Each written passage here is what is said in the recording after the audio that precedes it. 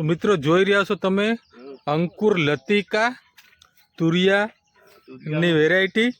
આપણી સાથે ખેડૂત શ્રી છે કે જેમણે આ વખતે અંકુરના લતિકા તુરિયા લગાડ્યા છે। શું નામ તમારું? જસમતભાઈ। જસમતભાઈ? જસમતભાઈ જીણાભાઈ ભડસાણ। અને ગામ તમારું? કણજા। કણજા ગામ। અને આ જે લતિકા લગાડ્યા તમે, તમારું શું કહેવાનું છે આ તુરિયા બારામાં? ઉત્પાદન બહુ સારું છે। બહુ સારું ઉત્પાદન છે। બહુ સારું ઉત્પાદન, બિયારણ બહુ સારું છે આપણે। હા બહુ હાઈકલા છે। શું સારું શું લાગે છે તમને આમાં?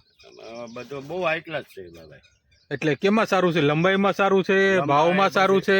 કલર બહુ હાઈ કલર બહુ હાઈ ક્લાસ છે। પછી લાઇટિંગમાં બહુ સારું છે અને લાઇટિંગમાં બહુ સારું છે, લંબાઈ બહુ સારી છે।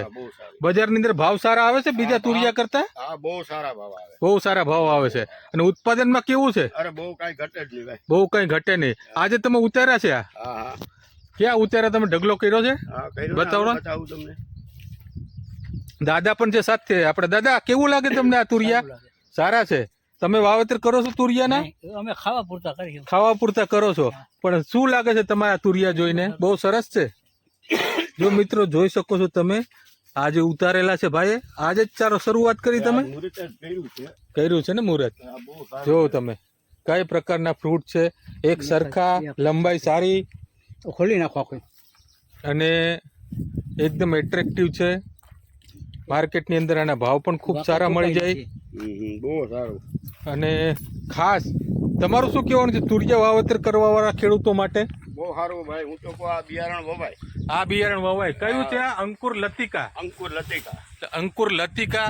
તો મિત્રો ખાસ તમને બધાને ભલામણ છે ખેડૂત શ્રીની કે તમે કોઈ બી તુરિયા વાવેતર કરતા હોય તો આ જે વેરાયટી છે આમનું તમારે સારું ઉત્પાદન લેવા માટે કરવું જોઈએ। આ તુરિયાની સૌરાષ્ટ્રની અંદર નહીં પરંતુ લગભગ જગ્યાએ ગુજરાતમાં સૌથી વધારે શ્રેષ્ઠ આનું વાવેતર થાય છે, વધારેમાં વધારે।